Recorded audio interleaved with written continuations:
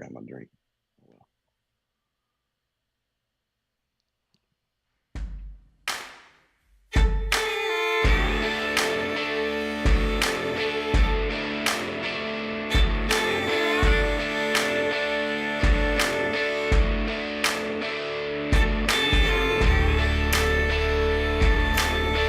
Welcome to the last night of the regular season. We are talking Charlotte 49ers baseball. This is Nick, as always, joined by Kevin Miner Nation. and producer Brad. Hey, hey. All right, folks, we've got a ton of stuff to get into. It's been a big week of activity, and it's going to be another big week on the diamond coming up. We're going to get into all of that. Boys, how we doing? How's everybody feeling? I'm feeling great. I'm a little bit tired, but had a great trip down south last night. Still running on adrenaline from that. But Adrenaline and Waffle House. yes. Producer Brad, how's it going? It's going all right. It was good to see a win last night. So Yes, sir.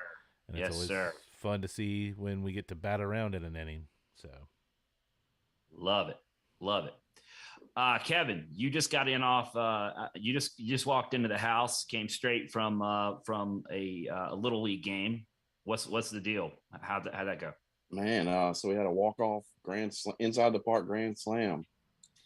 So that was pretty exciting. Man, Yeah. My son was on deck when it happened, so he didn't get to be the hero, but he celebrated with his teammates. so that kid deprived your son of the opportunity to be the hero. Wow. How selfish can you be? No, they were all happy to win. It was a back and forth game, so it was fun. The kids had a good time. It's all that matters, right? Yeah, that's awesome. That's awesome, man. So it seems like I don't know, everywhere you show up, grand slams happen. Apparently, Yeah, 2 nights in a row, man. yeah, it's clean living, Kevin. It's all it can be. The other thing here, what are you wearing, man? What's up with that? Oh yeah, What do you got on?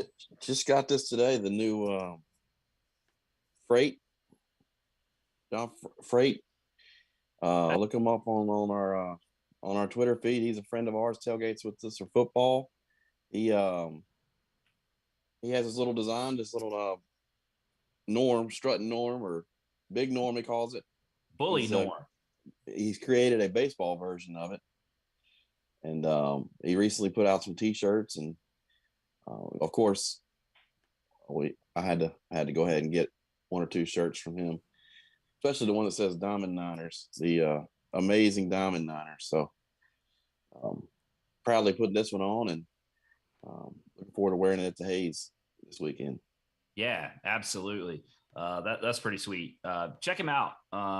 You check him out online. John Freight sells all his stuff on there. He's an alum, artist, makes all that cool stuff. We've got some of his stuff already.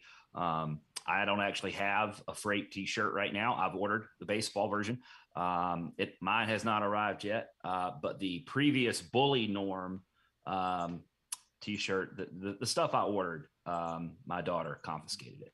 So if you see my daughter at the Hayes wearing one of those Norm Design T-shirts, that's what happened to it. That used to be mine, and she confiscated it. So anyway, all right, let's talk some baseball. First, let me update you on this. We were going to, Coach Woody was going to join us tonight.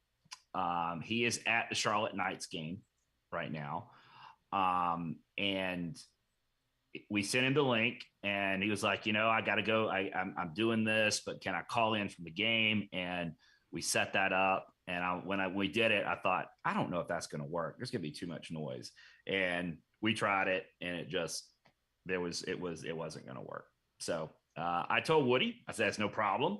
Appreciate the effort on that. And it's a lot easier to talk about you when you're not here. So, and I can, we can go on rants about various things like toll booths and different stuff like that when Woody's not here. So he'll be back. Coach Woody will be back. So Niner baseball last weekend. What is it, Kevin? This is 2 years in a row that the Niners have gone to South Florida and craziness ensued. Last year at FIU, the Niners ended up, because of the weather, busing back from South Florida. Was like 11-hour trip or something like that. This time the weather, it wasn't the airplanes that the weather was affecting, it was the games. The guys end up playing 20 innings on Sunday. And then they bus back. In order to get the games in, they canceled their flight on Sunday, bussed back, split the trip up, got to Jacksonville at 3 a.m. Monday morning, got the rest of the way back, got home about 7:00 on Monday evening, all bus, straight out of Boca Raton. That's 2 years in a row, Kevin, that the boys have gone to South Florida and had to bus it back. Yeah, resilient. I know it's that time of year, man, when it's getting down to the nitty gritty of the season, crunch time, and I know it's been a rough week for them. They hadn't had much rest, but man, what an effort down there at Florida Atlantic. Friday night, got the Big 10-3 win. Scheduled to play at 9:30 the next day on Saturday. Is that right? No. On Saturday, they started the game at 4:00. That's right. Started at 4. And then it started storming. Yeah, and they probably could have played at noon and gotten the game in, but about 5:00 the storms rolled through, and they had to postpone game 2 to resume at 9:30. They had planned on Sunday morning, and they were going to try to get 2 in.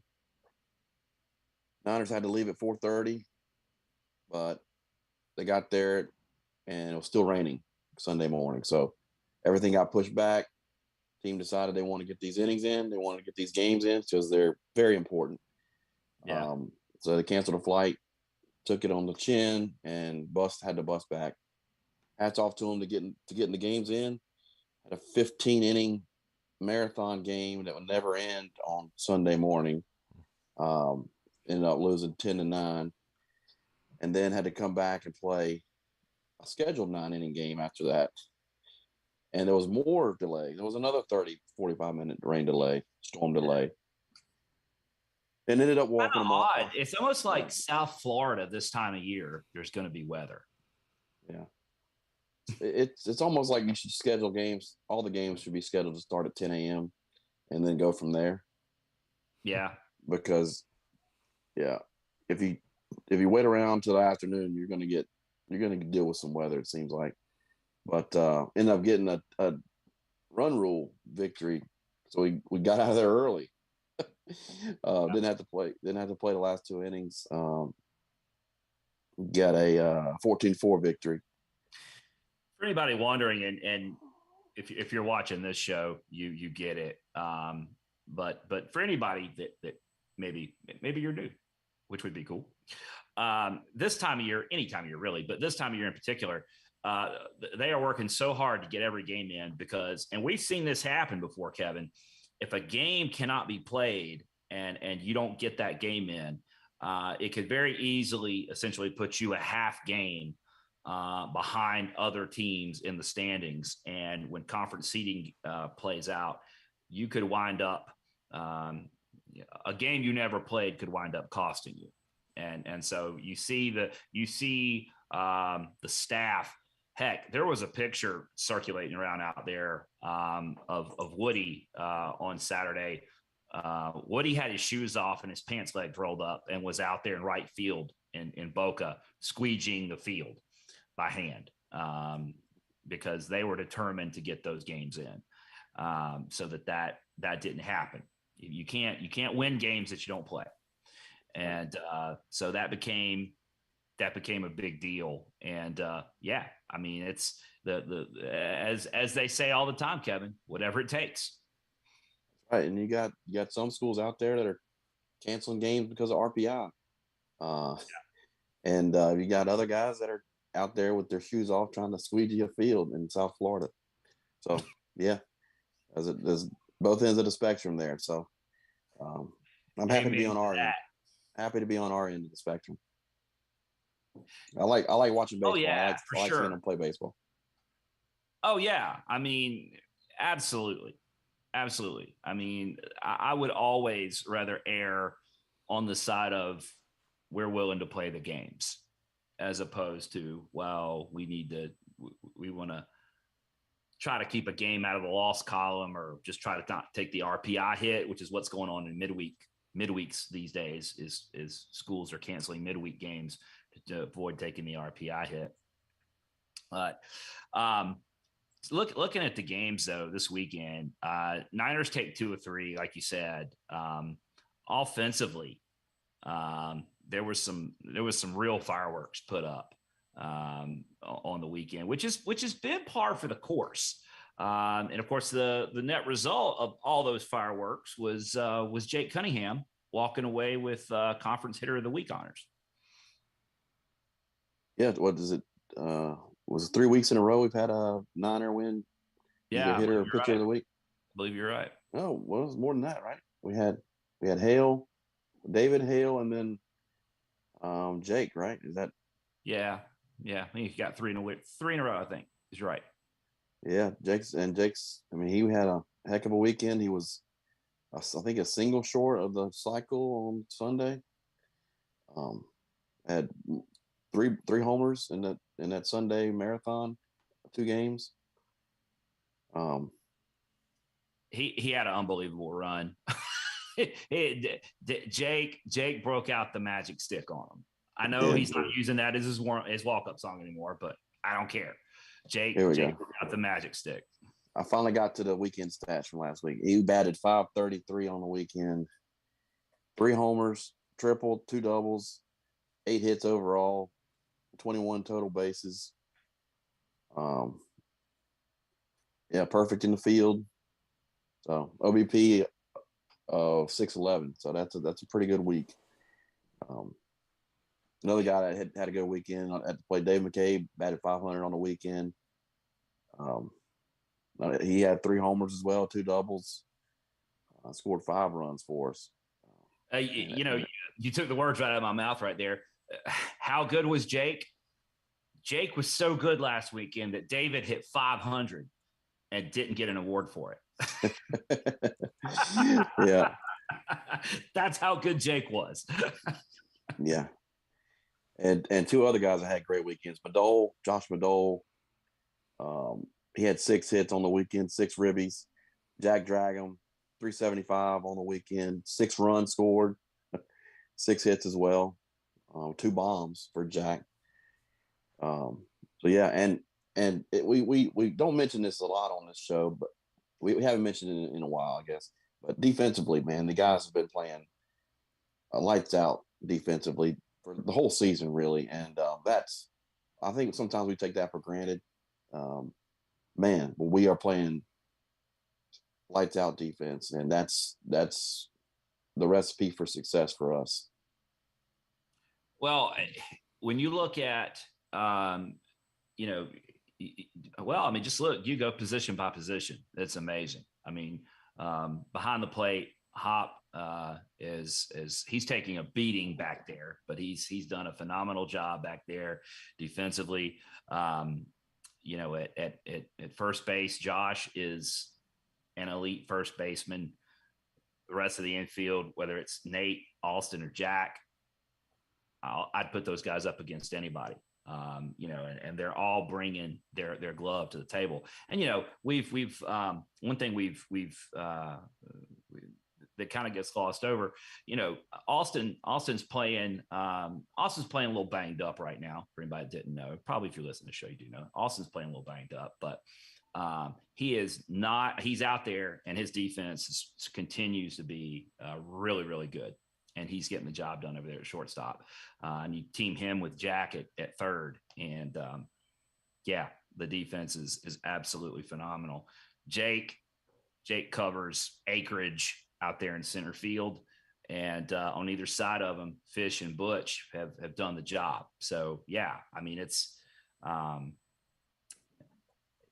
we really don't really have a weak link out there defensively right now. And that's fantastic. Yeah. And like I said, that's they want to pitch and play good defense. And that's the recipe for success for us. The offense is icing on the cake, and that's carrying us a lot too. But they want to pitch and play good defense. That's what Woody says. That's their brand of ball. And when they do that, we can win a lot of games. Well, a lot of times you think about it's easy to fall into a trap with baseball players in the field that they're either out there for their bat or they're out there for their defense. And certainly, I mean, our lineup offensively speaks for itself. But I mean, you look, like we said, and I'm not saying anything I haven't said to him. I mean, the guy that you would look at right now and say he's in the lineup for his bat, and the defense came after that, would be Butch. Butch was DHing before before Blake got hurt. Butch goes out there to left field and converted from DH, and Butch has been really good out there in left field. Yeah. I mean, it's been phenomenal. It's been fun to watch Butch's growth out there, because he's a guy that you would say, yeah, when first thing you think about when you think of Butch is you think of his bat, as South Carolina found out last night. But he's done one heck of a job. He has grown into that left field job unbelievably well. Yeah, and apparently he made a great diving play against FAU, but unfortunately the bar blocked Butch from our view on their feed, so I couldn't see. All I saw was feet, and then Butch stood up and threw the ball in. But apparently he made a great catch. Wish I could have seen it, but I know it was spectacular. And Joe's description of it said that it was a fantastic catch. So yeah, I mean it's good. From what I can tell, and I don't know, I haven't read anything on this, but FAU is going with us to the AAC, so we're going to be long-term conference mates and opponents. It doesn't sound like, well, they've got Marshall beat, okay, because they have lights and they're in Boca, not Huntington, so there's that. But it sounds like, talking to people that were there, that FAU needs some upgrades. I mean, we all do, we know that, but sounds like there might be a little lack of shade, and I don't know. It sounds like they could just use maybe some upgrades to the stadium. Hopefully they're planning to do that. I haven't seen anything on that, but that's not to say it's not out there. Well, hopefully on the broadcast side, I know we've invested quite a bit in our video production this year. I'm just guessing here. I think that's with the AAC move in mind. And it's been a great production this year when we have the ESPN Plus broadcast. And we have multiple cameras now. And FAU hadn't made that investment yet. It doesn't appear. Hopefully next year, the transition year, put a little money into that and get our product, get the product that we're trying to sell, get it out there to more eyeballs, and then have replay review available. Yeah. I'm not even sure how many schools in our conference have that option. Just going on the top of my head, I know we have it available. I'm guessing Southern Miss will have it available for the conference tournament. La Tech, I guess did they have it last year for the tournament? I'm guessing they have to, because they hosted a regional. Yeah. But ODU didn't have it. What's that? It's a short list. Oh yeah. So yeah. yeah, I'm glad we are putting the resources into that. It's been a pleasant viewing experience watching our games when I can't make it to the Hayes. About the FAU broadcast, that it would help if they just didn't have the metal frame, as you pointed out, Kevin. Yeah, that's kind of in the way. I'm not here. I really not. I'm not gonna go in. I'm not gonna go in on FAU. I promise I'm not. But I'm gonna. 30 minutes later. What I'm gonna do instead is I'm gonna praise our folks getting the broadcast quality. And it's easy to take for granted, especially if you're at the stadium a lot. But for those of you that are having to watch remotely the home games, those ESPN Plus broadcast and the multiple cameras and everything they've done to upgrade that has been nothing short of phenomenal. And so everybody that's had a hand in that with the Niners administration, that's tip of the cap, because that's you really appreciate that when you watch other people's stuff, and you really appreciate it because it helps us win games because replay is available. How many calls were overturned in the Southern Miss series? Yeah. And how many? I'd love to see the numbers of how many calls that we've had overturned since we've added that replay capabilities at the Hayes. I'm sure they have those numbers somewhere. We'll probably just ask the right people, I guess. Oh, trust me, if there's a stat, they're tracking it. there is not a stat that goes untracked with those guys over there. So, all said and done, Niners have a successful weekend, and yeah, it's a it would be easy, and we see that online. It's frustrating to be basically one strike away from a sweep, and that marathon 15 inning game didn't go the Niners' way, and we dropped that one in extra innings. If there's a knock on this season right now, it's that we have yet to win an extra inning game. Everybody keeps bringing that up, and that's true. We have not. We're 0-6 in extra inning games. So maybe we're just due, or maybe an even better suggestion is let's just avoid their extra inning games and just win them in 9. I'm good with that. I'm sure everybody else is as well. It's a successful weekend. It's a road series win. The Niners right now, Kevin, I mean, we put a tweet out about this, I think yesterday. The Niners are flat out one of the hottest teams in the country. There's just not another way to put it. Yeah, they're averaging 10.5 runs since the midway point of the conference season. We're averaging 10.5 runs a game and allowing almost 5 a game. So we're doubling our opponents in the average run category. They've been on a tear, man. And before we get away from the weekend, I just wanted to talk about the pitching. We've had some good pitching performances as well. Will Lancaster started 2 games in a row. I mean, you don't see that every weekend. Unfortunately, he pitched the first inning, and then the rains came.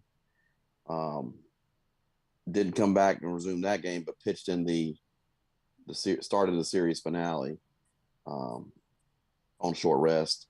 But kudos for him for coming back on that. We had Colin Kramer had a great outing.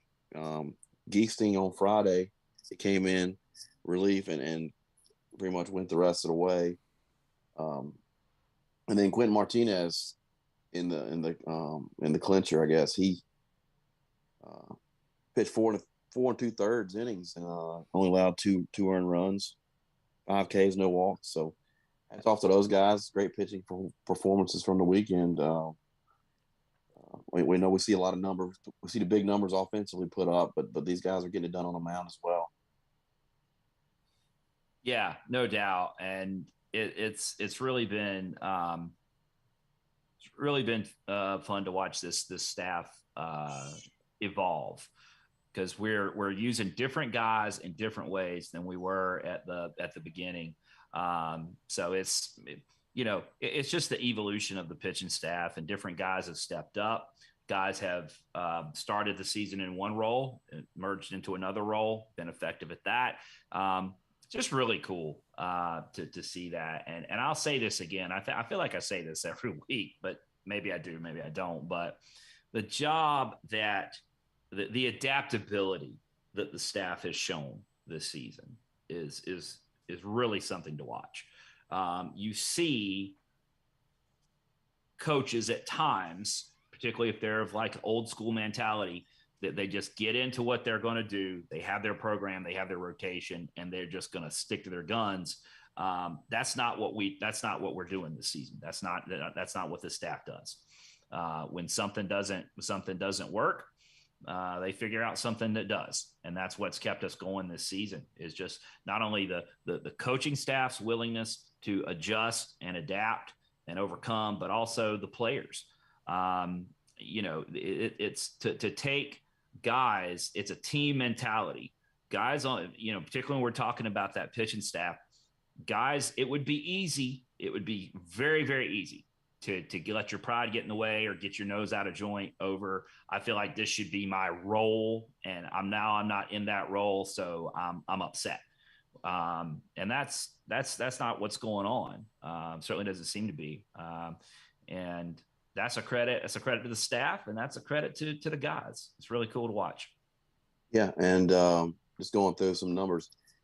At the halfway point of the conference season, we were 5-10 in the conference. RPI 117. All right, that was after the Middle Tennessee series. Since then, we've gone what, 11-1 in conference play, and our RPI is down to 68. So almost cut it in half. We were tied with Marshall 5 weeks ago for 8th place. Oh, I mean, 5 weeks ago we were talking about. I mean, you and I would not have been. We would have felt confident about this, but in reality, somebody could have come along and said, "Are the Niners going to make the conference tournament?" I mean, that was not a completely absurd question to ask.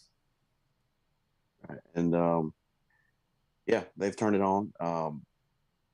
And the only games they've lost in that stretch has been extra inning games. Once to Chapel Hill, and once that 15-inning game at FAU. Those are the only 2 games they've lost during that stretch since the Southern Miss series. And our last loss that was not in extra innings was on April 16th.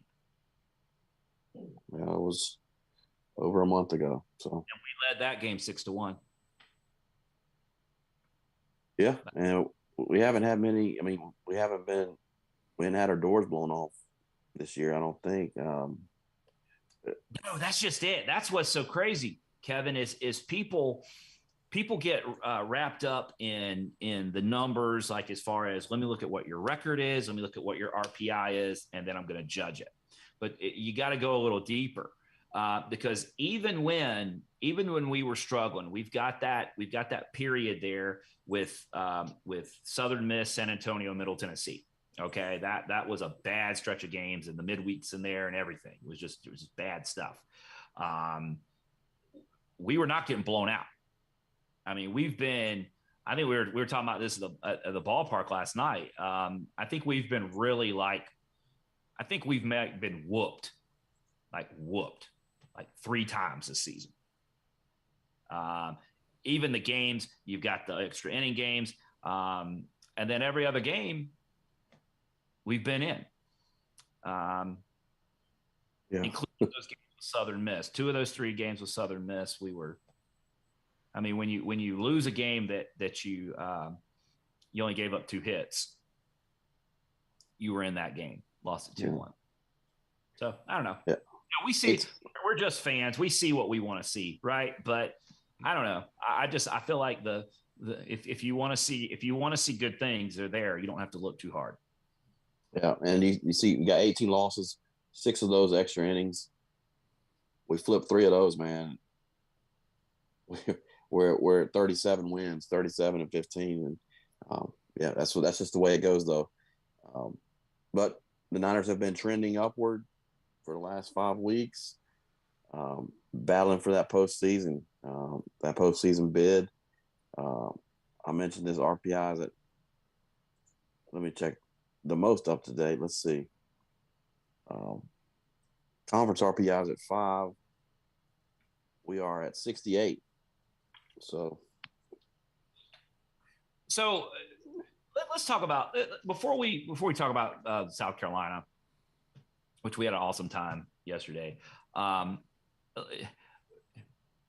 It seems like there's a little narrative out there with some programs that are sort of I don't know if I maybe media darlings is the way to put it. And y'all that pay attention to the Twitter feed, who we're talking about. Like, you hear a lot of love out there for programs like Coastal Carolina, Charleston, Campbell. You hear a lot of Old Dominion talk. You always do. There's just there's a lot of narrative going on in there. And the only thing that these teams all have in common right now, Kevin, is that they all lost to the Charlotte 49ers. that's But right. yeah, you have not heard college baseball pundits speak our name hardly at all. It's been a while, and that's okay because we've been slowly creeping back. The resume, like I said, all those teams you listed, they're winning their conference. They're doing great in their conference. Campbell's winning their conference. College of Charleston is winning their conference. Coastal Carolina, they're hot right now. I'm not sure if they're winning their conference. Sun Belt's kind of tough, but they're up there in their conference. So yeah, our out of conference, we've got a pretty good resume as far as those guys go. The darlings that are getting a lot of publicity, and rightfully so. They're winning their conference, but people forget that they took like beat downs from the Niners. The games weren't even close with 12-4, 9-0. Yeah. And people are dismissing those for some reason, but I think a lot of the national pundits, when we had our stretch, when we got swept by Southern Miss and lost that series to Tennessee, Middle Tennessee, and the UTSA series, I think a lot of folks just kind of wrote us off, and we've been fighting our way back since then. And man, we are knocking on the door. It seems like every weekend there's a new Conference USA flavor of the week, like we talked about last week. UAB was it one week because they beat Southern Miss. We swept them. Old Dominion was there one week, and we'd already beaten them 2 out of 3. And FAU was up there for 1 week, and we took care of them this past weekend. So we are working our way right back up there, and we're knocking on the door. We're knocking on the door of the bubble right now. And I think you were talking today, Baseball America and D1 came out with their regional projections. I think you said D1 had Southern Miss as a lock, and Louisiana Tech was in, And San Antonio was in, and Old Dominion was on the bubble out, right? Yeah. And Middle Tennessee was on the bubble out. There it is, La Tech. They're coming to town tomorrow, and it's an opportunity for us to get on the bubble.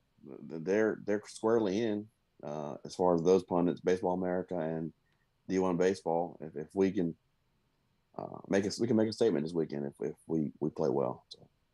I think if you win the series this weekend, sweep would be great, but let's not, let's not overlook the fact that Louisiana Tech's a really good team. So let's just talk in terms of winning the series.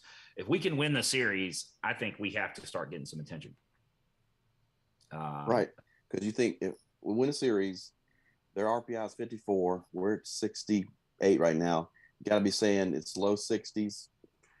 If we win 2 out of 3, heading into that conference tournament, you're a decent seed in that conference tournament, and you're going to get RPI boost in that conference tournament. So Um, Needless to say, it's a big weekend for us. Yeah. So before we get into that, let's go back. Let's talk about last night first, because it was a lot of fun all the way around. So last night, Niners playing on SEC Network, visiting South Carolina. We turned it into a road trip, Kevin. We stopped in Fort Mill where we picked up Jimmy Touchstone, but dude, we got a tour of Jimmy Touchstone's man cave, and the video's out there on our Twitter feed if you haven't seen it. But Kevin, this man cave of Jimmy's, the pictures that we had seen of it really didn't do it justice. Right, and the video we didn't really do it justice. It was very impressive. And what was really cool is we got to see Jimmy put a picture of us and him down in Greenville doing a pickaxe shot. He put it up on his wall of fame, a wall of honor. I don't know what he calls it, but that's that picture right there. You can't see it above my head. Yeah, right behind your head. Yeah. Dave McCabe's up there. Austin Knight's up there. Chris Reynolds is up there. Bobby Lutz, Jeff Mullins, and us. That's awesome. And Alex Highsmith. We were right above the Alex Highsmith jersey. So Bobby Coomer is on the wall. I mean, we're in hallowed territory. So it was. I think what we need to do, think about this, Kevin. I think we need to talk to Jimmy. Maybe we need to do this show from the man cave one time. Yes. Maybe Diamond Niners Weekly needs to emanate from Fort Mill, South Carolina. One time. Let's do it. Yeah. Definitely. Playoff edition. Maybe we should talk to Jimmy about that, and maybe Jimmy should talk to his wife about that. But I mean, I think we're all in agreement here. I think we don't need to take a vote on that, Julie. I think we're just pass this, right? 3-0. Yeah. If we get the sign off from the people that matter, then let's do it. Producer Brad, you feeling that? Oh yeah, I said let's make it the playoff edition. You know. Yeah, that we're going to find a way. We're going to find a time. We're going to find if we can get permission. So we'll see. We'll have Diamond Niner Report corporate reach out to Jimmy and see what we can get done. To Jimmy's people. We'll reach out to Jimmy's people and they'll get back with our people. So anyway, thanks to Jimmy for giving us a tour of the man cave. It was awesome. And so getting some feedback here from online. The man cave show is apparently a popular idea. So perhaps we'll see about making that happen. So we go down to South Carolina and get down there, and that's the first time I had been to that park. The last time the Niners played there, I do believe it was at the old Sarge. Is that right, Kevin? No, we played there. We played at a new ballpark, I think, in either 17 or 18. I think we lost 5-4 or something like that in a midweek. But yeah, we regional at the Sarge back in was that 2010? 2007 was the one I went. I went to the Sarge in 2007. Man, we are getting old. We are. That was a long time ago. That's going on 15 years ago. that happened. So you can imagine. In 2007, we were down there in the regional. NC State was there. I think Wofford was the 4 seed. We were the 2. Or no, we were the 3. State was a 2. Yeah. South Carolina was 1. And I thought I was going to witness a guy get murdered by the South Carolina fans. He was doing his thing down there, and I mean, you saw last night some of their fans. They get pretty salty pretty quickly, and they were about to go after that guy for he was doing his thing. You know how he is. And I gotta tell you, Kevin, when and those of you who may be more recent to the baseball program, if you don't know about Guy,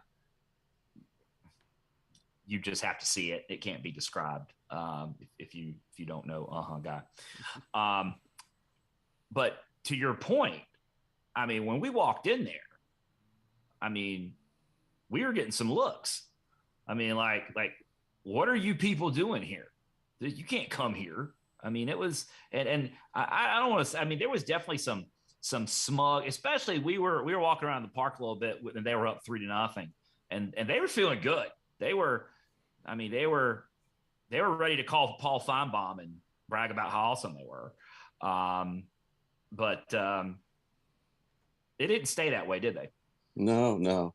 I will say that the staff and most of the folks that I talked with were very nice to us, and we were all complaining about the prices of concessions there, and it was a pretty good time. But yeah, they had some good stuff there, and but yeah. Oh my goodness! Because they don't get enough money from ESPN. I mean, they're selling $15 hamburgers at Founders Park. I mean, well, it was a combo, but still it was. And actually, that was not a combo. I mean, it was a combo, but it didn't have a drink. You still had to order a drink, so it was like, yeah, it's crazy. If you wanted a cheeseburger and fries and a bottle of water, that was like $20. I mean, it just means it means more, and it costs more.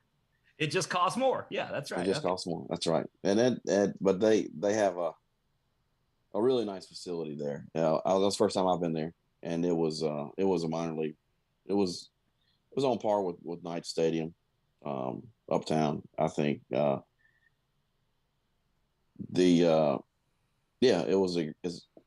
holds like 8,500. It's a little smaller than Knight Stadium, and it was really nice. All to walk around the whole park, great sight lines. Had a good time there. And to get back to where we were, they were up 3-0, and then the Niners had an 8-run inning. While we were walking, we were taking a tour of the park. We were trying to find our spot since we were kind of struggling a little bit offensively. We were trying to find our spot that we were gonna stay in and get the bats going. And I think we found it, right? Yeah, so we were down 3-0, and they hadn't done anything spectacular to get that. I mean, they had played good fundamental baseball, but they had, it was kind of station to station stuff, and they had gotten one run in 3 different innings. So our pitching staff was Colby was holding his own. We were doing the job, and I said to you, hey, let's walk around and see this park from different angles. And I mean, it is. I mean, you hit it. I mean, it's a great facility. I can see why people enjoy watching games there. But we went and checked out. I'm guessing that those bleachers up there in left field, is that the student section? I guess maybe. It's like a kind of like an overflow type thing, I guess. But yeah, it was. Those bleachers went pretty high up. Yeah. So we went up to the top of the bleachers. We stopped, and you can, on the concourse out there in left center, you can look right down into our bullpen. So we stopped there and we're checking that out. Then we went around to the other side of the batter's eye and looked at their bullpen. And then just as it happened, Kevin, we were kind of like non-committal. We were like, well, should we check out the berm here in right field? And we just decided to, and we walked up there to the rail and decided to watch a half inning. And as it happened, that half inning was when the Niners scored 8 runs. Yeah, so we stayed. Yeah, we walked up there, and Caden Hobson tried to hit us with a home run ball.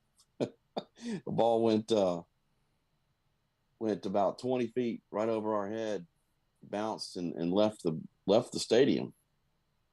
I think it might have hit one of the shuttle buses on the hop, but it wound up in the parking lot for sure. Here's sort of the backstory behind that is in we got there right as the gates were opening, and we were walking in with, I guess, Caden's mom and uncle, and we all wound up on that berm over there during BP, and Caden hit a home run in BP out there to near that same spot, and it almost hit his mom. She scurried out of the way, and Caden almost took out his own mom with a BP ball. So he had already hit a ball to that part of the park that day, and when we were standing there, he hit that ball, and I got to tell you, Kevin, as I watched it come towards us, the read off the bat was, I thought, okay, maybe I should get out of the way because I'm not going to be like a hero and try to catch this ball, but I'm not going to get hit by it either. But I thought it was like coming right at us. But like a split second later, I realized that ball's not coming here. That ball's going way past here. Yeah. When it went over our heads, it was like 20 feet over our heads when it passed by. Yeah, I made the cardinal mistake, I guess. You're never supposed to go in first. You're never supposed to go in. You're supposed to. Your first move is not supposed to be in. And I leaned in. I thought it was going to come between us and the wall. And I was going to try to do was it Jeffrey Mayer? Yeah. With the Orioles and the Yankees. I was going to try to scoop it over if I had to, but I immediately realized that I judged it wrong and it was going over my head, and I had no chance of catching it. So I just stood there and raised my arms and cheered. Which apparently got us a good bit of airtime on the SEC network, because immediately my phone started blowing up, text and Twitter mentions and everything else. And I mean, we're happy to do what we can for ESPN to drive ratings, to stand there and have a ball hit well over our head by Caden Hopson. And if Hop ever wants to do that again, that's cool with me. Yeah, we got to find a spot to go sit out in the outfield at the Hayes this weekend. We go out there and climb a tree. Yeah. So if anybody sees any of those trees out there leaning way over, it's probably because there's those Stanford? Designed middle-aged men. What's that, Brad? I said, what is this, Stanford? At the the football stadium, they've got these big old trees, and people will climb up into them and camp out over the stadium. Is that Stanford or Berkeley or both? I'm pretty sure it's Stanford. Okay. Yeah. Maybe we'll go climb a tree. I don't know. So set yourself a little tent up. Stay tuned for that. We'll get a little treehouse action up there to watch the game. But yeah, that was fun. That was neat. I made the comment to Kevin that I said that's the first time I can recall having being in the direct path of a 49er home run as it passed over my head. But Kevin rightly pointed out that this was the second time it had happened to him. Because Kevin, you were out there in the jungle in ECU during the regional last year when Big Maple went yard. Yeah. It was, I just talked to his dad, and we were out. I was taking the kids around the jungle because we were playing Maryland, and talking to Robert McCabe, and went to go track my kids down. And next thing I know, the ball, David hit one clearly out of the stadium, and right over our heads. And the kid went up, ran it, and got it, and gave it to Robert, which is pretty cool. Who then to David's mom. Yep, that's right. And that was a pretty cool moment to see that. And it was almost like an instant replay, but except I was standing next to you yesterday. And you downgraded there because standing next to Robert McCabe has got to be way more interesting than standing there next to me. But still, that was a cool deal. And that's when the South Carolina crowd started doing two things. all of them got quiet, and some of them started leaving. Well, the Niners that was a 2-run shot. Niners were still down 1. I think we loaded them up, and I think they walked in a run. And there was a sack fly in there mixed in. And then, of course, the big shot when Butch comes up, hits a grand slam over the bullpen, which that bullpen, where it hit above the bullpen, it was elevated at least 30 feet above the bullpen. Oh yeah. And it hit up on that concourse back up there, and that's, man, I'd love to see the numbers on that, on how far that ball went. I'll say this: between Hop and Butch, neither one of those were wall scrapers.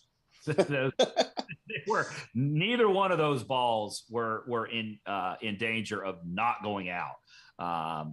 Both of them, no doubters, absolute, just monster shots. Yeah, and Butch with the bat flip, man, he had the two-handed, like kind of like axe throwing. He tossed the bat up in there, and man, I'm sure that ball bounced and left the stadium, just like Hops did. But yeah, man, that was what it looked like.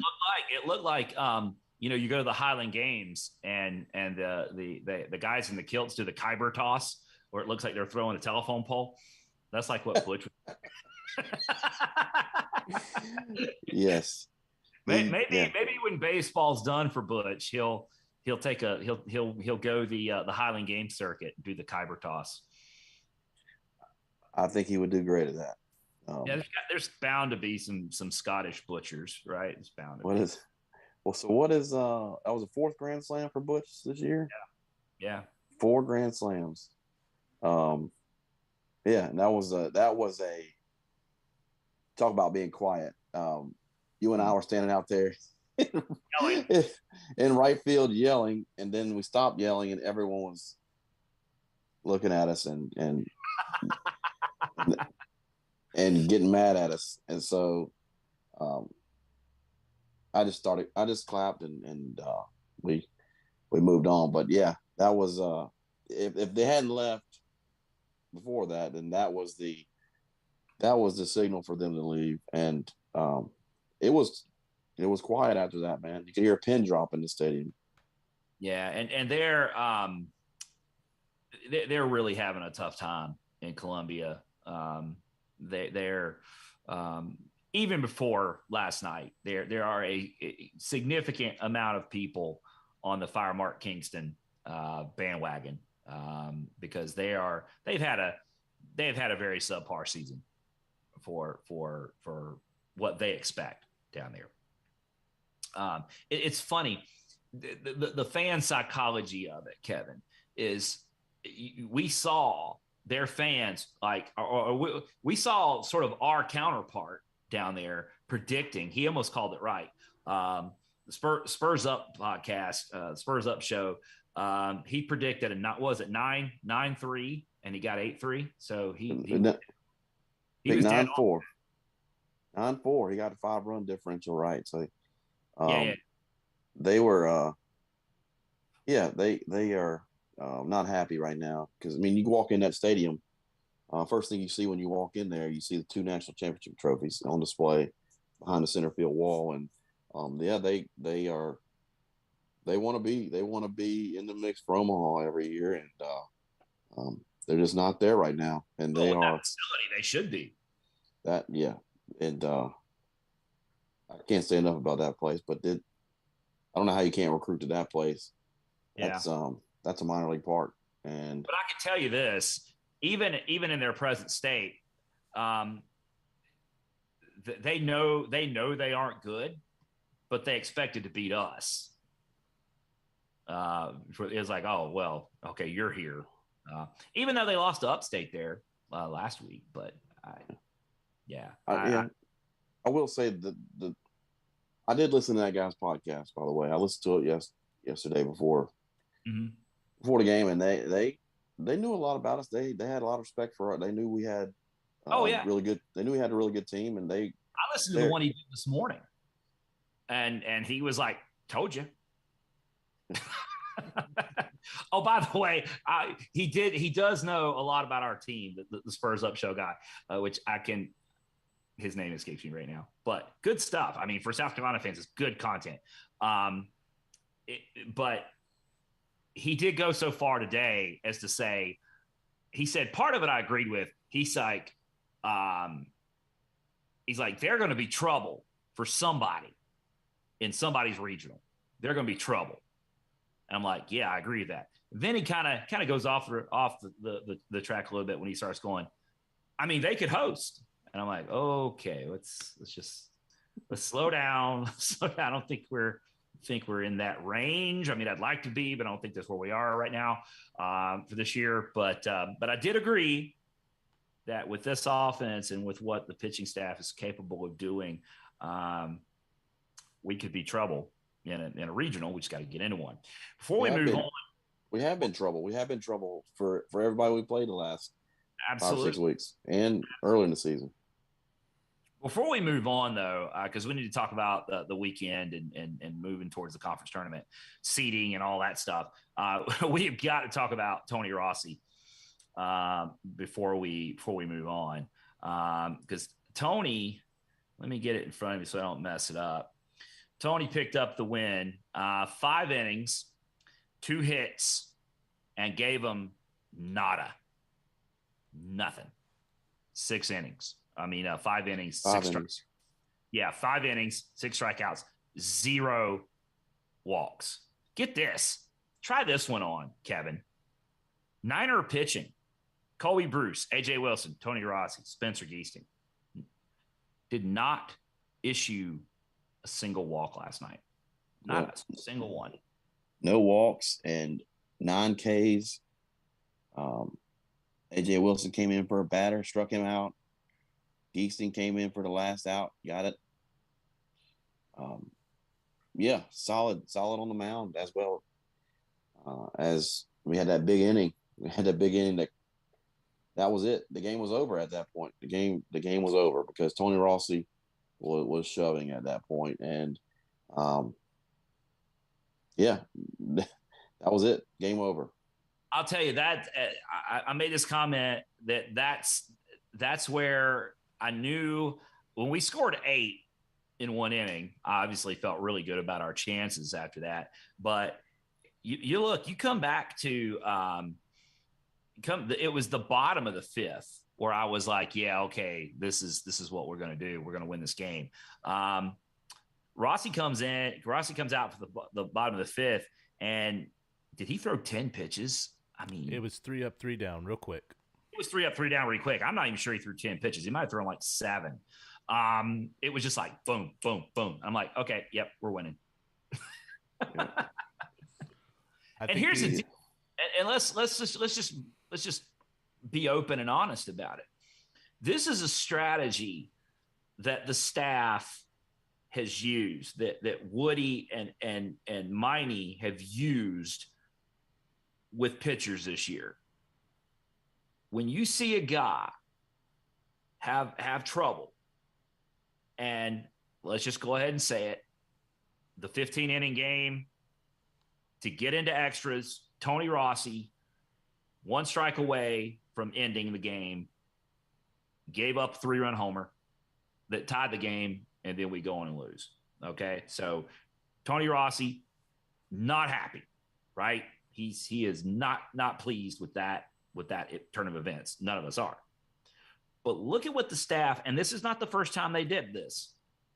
When guys have had trouble, when guys have had a blow-up inning, when guys have had a letdown, they get them back out there as quickly as possible.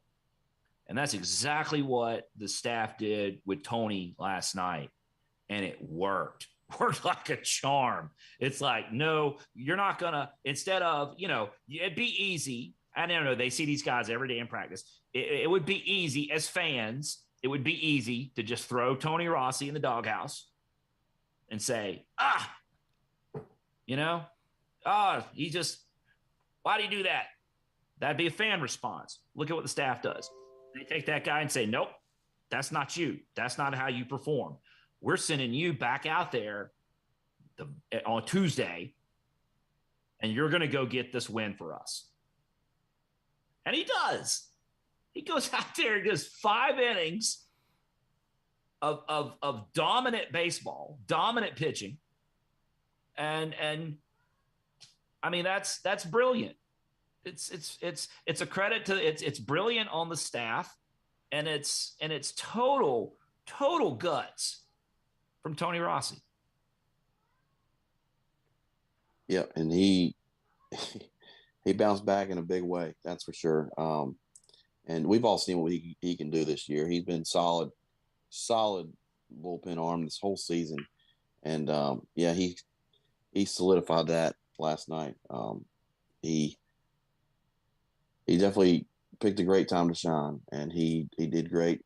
5 shutout innings against an SEC opponent is fantastic.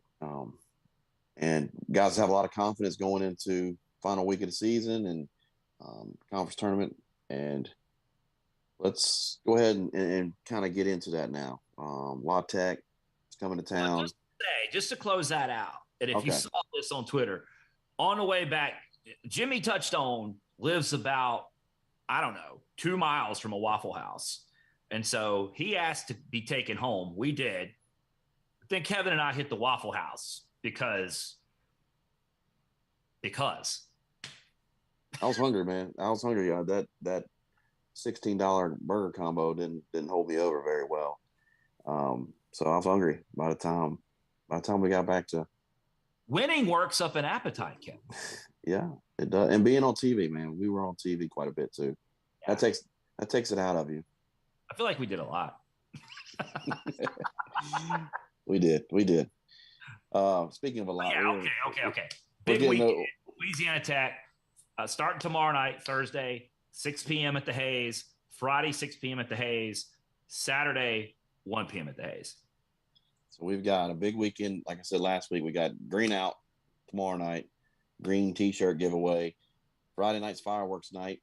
And then Saturday, of course, senior day. We plan on having our senior day show, I guess, before the tournament. We're gonna break down our seniors, but we've got six seniors that are going to be honored on Saturday. Matt Brooks has been here for 6 years. Colby Bruce as well. He's been here with the program for 6 years. Jackson Balls, who's been pitching with the Niners since 2020. Man, we have Will Lancaster. We mentioned him. He jumped in, transferred from upstate, jumped in this year and has jumped in our starting rotation. Josh Madole, first-year Niner, a grad student, transfer from Greensboro, solid first base this year. Quentin Martinez had a great outing this weekend in FAU. He's a transfer from App State. And Michael O, who's been on our show with us, Mid-Range Mike. Transfer from Chapel Hill, been a big contributor on the mound for us this year. And we'll get into we'll break down the seniors on our next show, but just wanted to mention that before we move forward in previewing the weekend. So get out there Saturday for senior day, get out there Friday for fireworks, get out there tomorrow for T-shirts, and help these Niners win. I think Woody said it in our first show of the year, bring your will to win. If you're out there and making noise, and it can only help the program. It only helps the guys dig deeper and get that extra out, go that extra mile and get that W. So if you don't have plans, get out to the Hayes. If you have plans, get out to the Hayes. Yeah. Whatever you're doing cannot be that important. I mean, let's just face it, folks. Come on, give me a break. Whatever it is, get over it. I've already heard people, it's going to be 92 degrees. I don't care. If you were out there, I mean, after the app series, I promised I would never complain about warmth again. Okay. Whatever you're doing, just cancel that crap. Okay. Get out to the Hayes. This is playoff baseball. Okay. This is high stakes playoff baseball this weekend. The conference tournament basically starts tomorrow night at 6:00.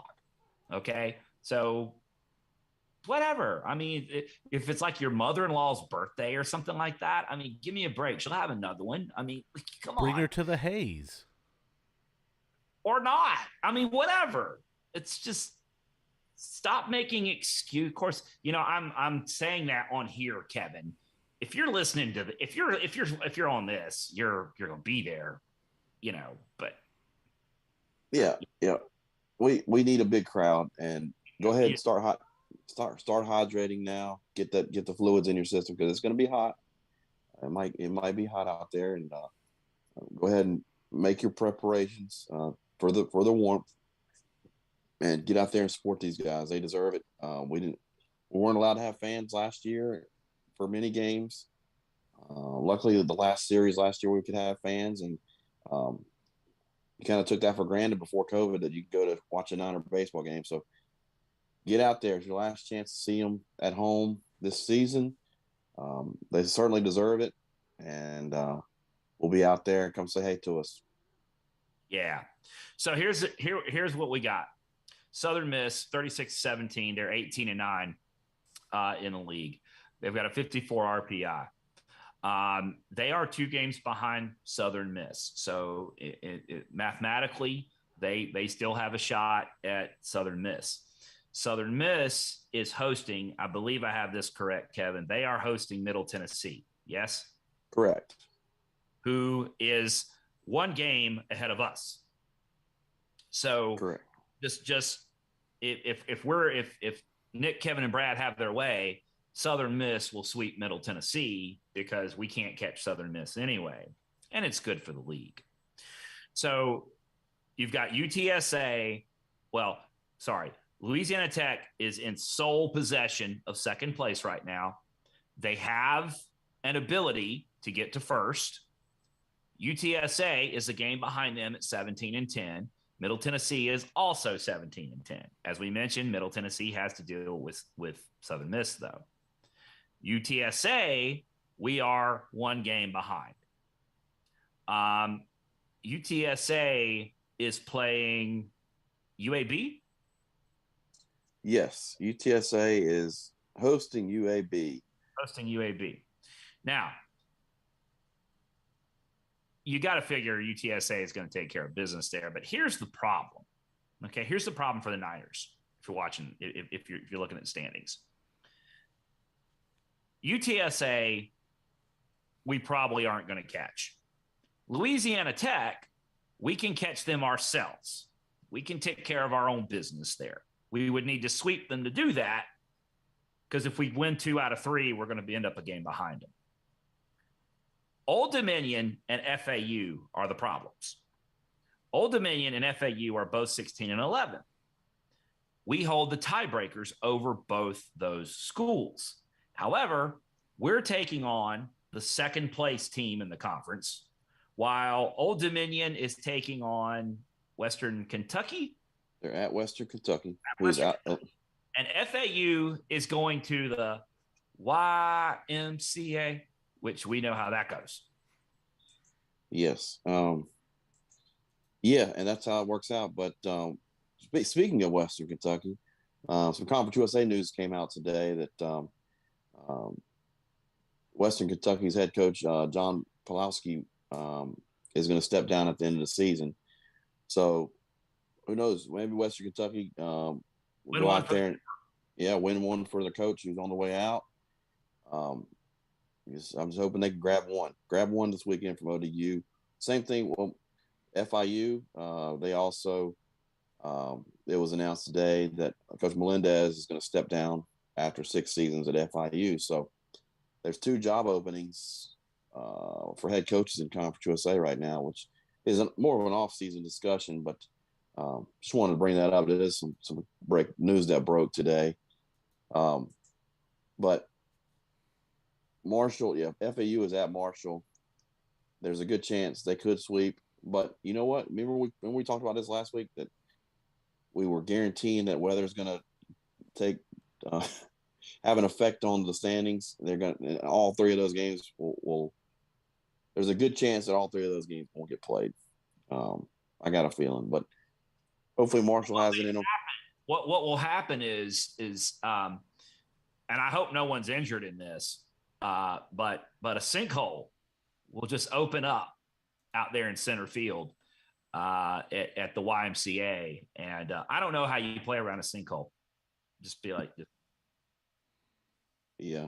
That's the only thing left to happen at that stadium is the ground. It'd probably be doing Marshall a favor if the earth just opened up and swallowed that place. That would probably be just the only fitting end. And you can't play if your field literally disappears into the Ohio River. So at the standings, I mean, it's wide open. The standings are wide open. We can finish as high as second, and we can finish as low as seventh. UAB's got the 8 seed locked in. They can't get any higher than that. So anywhere from 2 to 7, even from 1 to 7 it's up for grabs this weekend. I think we mentioned all the series. The only series that we didn't mention was Rice and FIU, and that's both of those teams are out of the mix. So everyone's playing Thursday, Friday, Saturday to get ready for the tournament next week.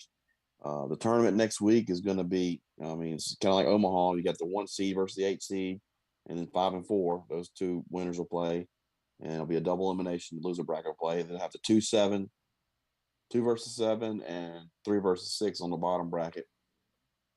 And they'll play the winners and then the double elimination that way. The winners of each bracket will play in a championship game, and that is all going to be in Hattiesburg. Nick is going to be there. I hope to be. I'm going to try to get there from here. I may get stuck in Atlanta or something. You never know. Don't say that, man. Every time. Here's what happens. Here's what I feel like is what this is going to come down to. And you're right about the weather. If the Niners, and I'm not predicting this, I'm just saying if the Niners were to sweep Louisiana Tech at home, if that were to happen, probably looking at the 3 seed. If you win the series, 2 out of 3, if you win the series, you're probably looking at 6 at the 6 seed. If you lose the series, which we're not even going to entertain a thought, but that's probably where you end up at 7. Yeah, and unfortunately, like you said, we need help from. If we can't sweep, we need help from Western Kentucky and Marshall. So you shouldn't have said all those bad things about Marshall. Yes, I should. We need them to win one. I'm going to cheer for them this weekend. So I'm going to put on my lighter shade of green and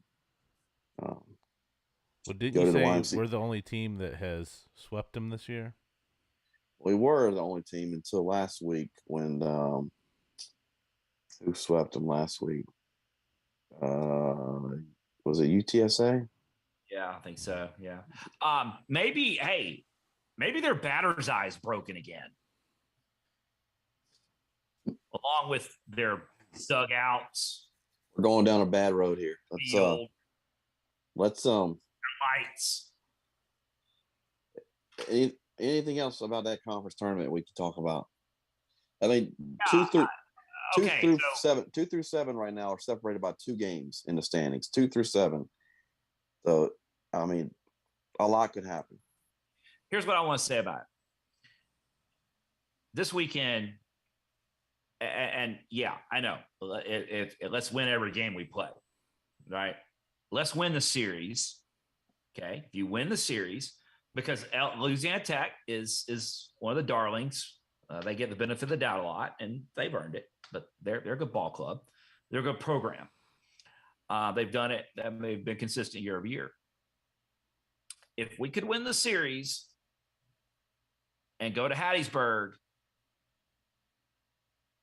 win a couple more games, because all the games in Hattiesburg will be good RPI games. Win a couple more next week. Somebody's going to have to think long and hard about the Niners on the selection committee. That's what I got to say about that. Yeah, and I think you win the series this weekend, you're on the bubble. You put yourself you put yourself on the bubble if you win this weekend, the series, and then you're heading into the conference tournament with lots of potential RPI boosters. And hey, I mean, this team is so hot. Win the whole thing. They're definitely capable of making a big run through this tournament. And I would quote Jake Taylor, but I don't think we can win the whole freaking thing. There you go. Jake Taylor. Let's do it. We'll talk about that next week, about winning the whole freaking thing. Yeah. We're going to try to get back on. We're going to try to get back on with you, hopefully Sunday night. The thing about it is travel arrangements and everything else. And it's going to be a weekend of scoreboard watching. The Niners could be potentially playing as early next week as 9 a.m. On a Wednesday morning. Wednesday. Now, is that Central or? That's probably Central. Yeah. So it's 10 a.m. our time, I guess. Yeah. But so there's a lot to be decided. So much to be decided.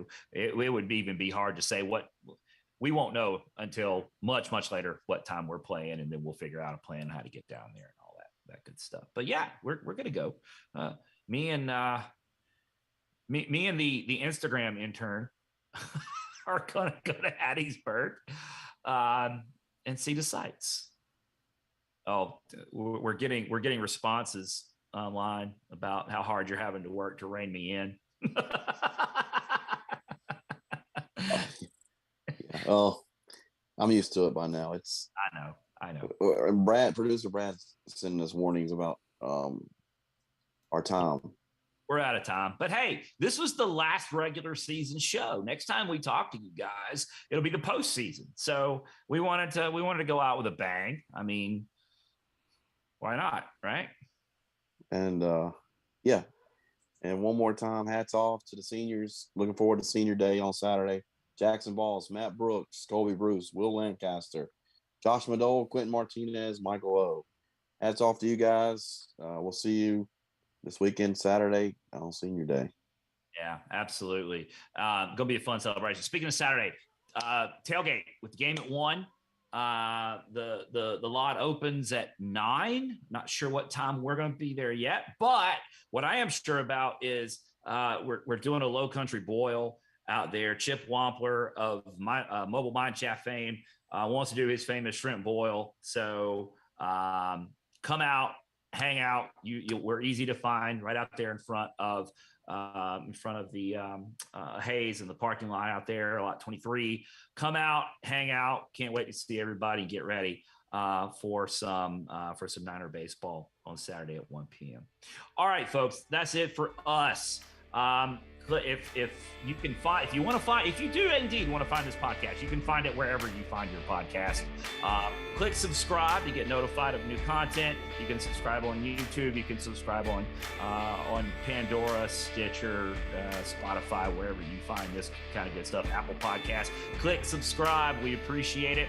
You can also follow us on social media. Diamond Niner Report is on Twitter, Facebook, Instagram, and still never TikTok. If you would like to say hello to us, if you feel so inclined, we love that kind of stuff. So just walk up and say, hey, come out and tailgate. We're old-fashioned that way. We'd love talking to you guys and appreciate the feedback. All right, so we are less than 24 hours away from starting a huge, huge series of home baseball for the 49ers against Louisiana Tech. For Kevin, for producer Brad, this has been Nick. Tomorrow, we will see you at the Hayes. Back to Hayes. Let's go.